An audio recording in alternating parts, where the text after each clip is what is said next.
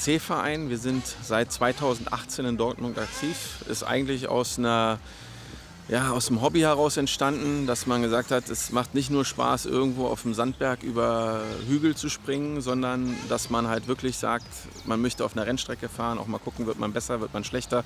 Wir hatten dann die erste Strecke ein Stückchen weiter hier auch am Hafen, mussten die dann irgendwann mal aus Eigennutz räumen, aus Eigennutzgründen, und sind dann jetzt umgezogen auf unsere neue Strecke, die sehr viel schöner ist. Wir haben großes Glück gehabt, hier eine Strecke zu bekommen, die man uns vermietet hat, wo wir also alles aufbauen können und wo auch alles wahrscheinlich langfristig stehen bleiben wird.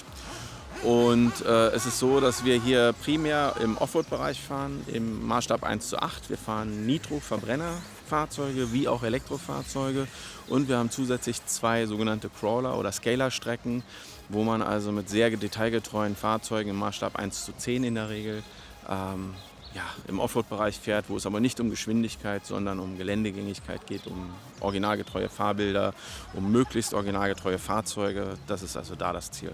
Das kann man so sagen, das machen wir hier. Der Verein hat ungefähr 80 Mitglieder derzeit.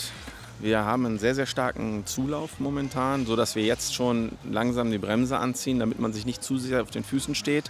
Darüber hinaus sind bei uns Gastfahrer sehr herzlich willkommen, Freizeitfahrer wie auch von anderen Vereinen aus der Region oder auch von weiter her.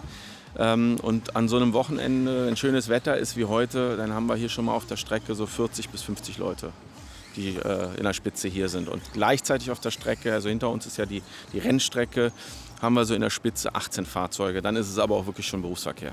Wir haben also hier Leute, da rufen Ehefrauen an und sagen, mein Mann hatte früher mal ein ferngesteuertes Auto, der würde gern mal wieder fahren. Dann finden wir eine Möglichkeit, dass ein Vereinsmitglied sein Auto zur Verfügung stellt und ihm mal so einen Tag spendiert, gemeinsam zu fahren. Das ist so der Einstieg. Und wir haben natürlich auch Wettbewerbsfahrer hier, die Werksfahrer für bestimmte Fahrzeughersteller sind und wirklich hier zum professionellen Trainieren kommen. Und dazwischen gibt es alles. Also die Familien, wo Vater und Sohn am Wochenende einfach Spaß haben, zusammen zu schrauben und auch dann natürlich hier zu fahren, wie auch den ambitionierten Jugendlichen, der sagt, ich sehe das hier als Trainingszeit, das ist mein Sportverein, ne? Weil es ist ein Sport. Und wie viel legt man dafür so an? Also sagen wir mal, sowohl der Hobbyfahrer als auch der richtig Ambitionierte? Ja, es gibt natürlich diese sogenannten RTR-Modelle. Das sind die Modelle, die kaufe ich. Da ist im Karton alles zusammengebaut und fertig. Muss ich nur noch einen Akku machen und losfahren. Die liegen so um die 500 Euro. Es gibt auch ein paar günstigere, aber so die, ich sag mal, vernünftigen Fahrzeuge liegen um die 500 Euro.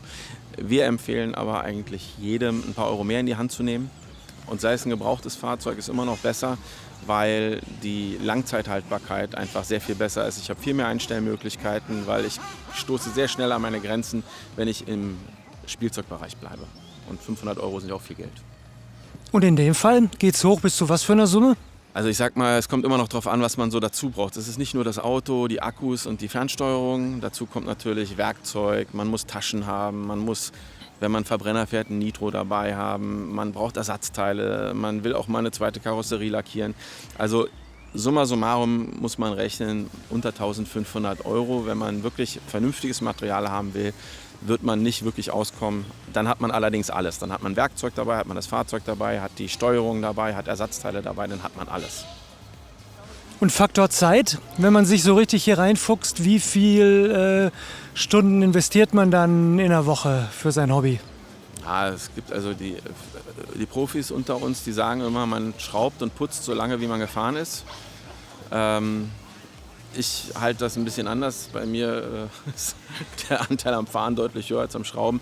Aber ich sag mal, man kann das sehr, sehr gut selber steuern. Im Endeffekt ist es so, wenn man so ein Wochenende fährt, man fährt ja nicht 8 Stunden durch. Das hält man erstens im Kopf nicht aus. Und es ist auch, man muss Akkus nachladen und auch der Nitrosprit ist nicht so ganz billig. Also wenn man eine reine Fahrzeit an so einem Wochenende hat von 2 Stunden, wo man wirklich durchgefahren ist, ist das viel. Und dann muss man halt sagen, okay, und hinterher, wenn nichts kaputt gegangen ist, mache ich halt das Auto sauber, dann investiere ich vielleicht noch mal eine Stunde on top. Aber so einen Tag am Wochenende sollte man schon einplanen. Ihr habt ja hier neben der Rennstrecke auch noch diese Crawler- und Scaler-Anlage. Wer ist eigentlich da für das Design verantwortlich oder wer kümmert sich überhaupt darum, dass das so entsteht? Ja, wir haben also angefangen mit einer eigenen Strecke, die nur durch uns und ein paar Mitglieder gesteuert war, die da großes Interesse dran hatten. Und wir haben sehr viele Leute im Verein, die handwerklich extrem begabt sind. Wir haben seit diesem Jahr eine Zusammenarbeit, seit dem letzten Jahr eine Zusammenarbeit mit einer Crawler-Gemeinschaft. Das sind die Outlaws. Das ist eine Gruppe, ich glaube, die haben 3000 Leute in ihrer Facebook-Gruppe und haben sich nach und nach zusammengeschlossen, international inzwischen. Und der Hauptoutlaw, der Häuptling, wie die immer sagen, der ist hier aus Dortmund und wir haben seit dem letzten Jahr engen Kontakt und die haben sich dann hier zur rechten Seite haben wir ja die eine Strecke und die haben die aufgebaut.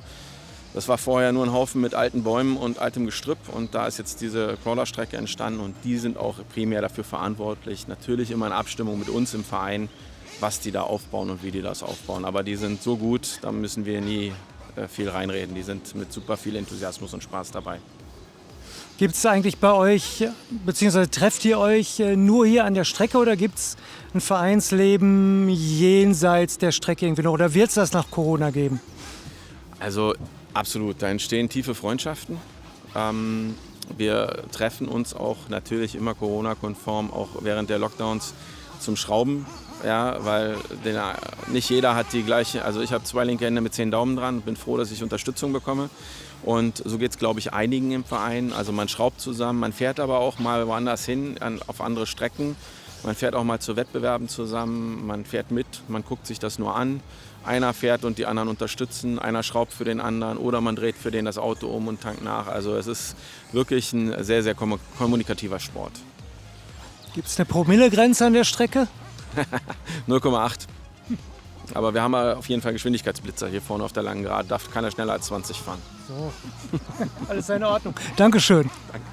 Erzähl uns doch mal, wie alt du bist und seit wann du schon hier hinkommst. Also ich habe letztes Jahr hier angefangen und ich bin 12 Jahre alt und komme aus Gevelsberg.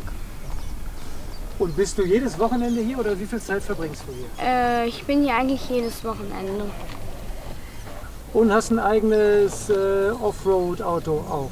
Ja, mehrere Autos. Also hier für die Crawler-Abteilung habe ich ein paar Autos, ein Auto und für die Racing-Abteilung habe ich ein Race-Auto und sonst war ich auch noch in der Freizeit. Da habe ich auch meine eigenen Autos. Gibt es irgendwelche ehrgeizigen Ziele, sportlichen? Irgendwelche Meisterschaften oder so? Ja, vielleicht fange ich dies oder nächstes Jahr auch mal an, Rennen zu fahren, weil es macht schon sehr viel Spaß. Ich trainiere auch viel, ja.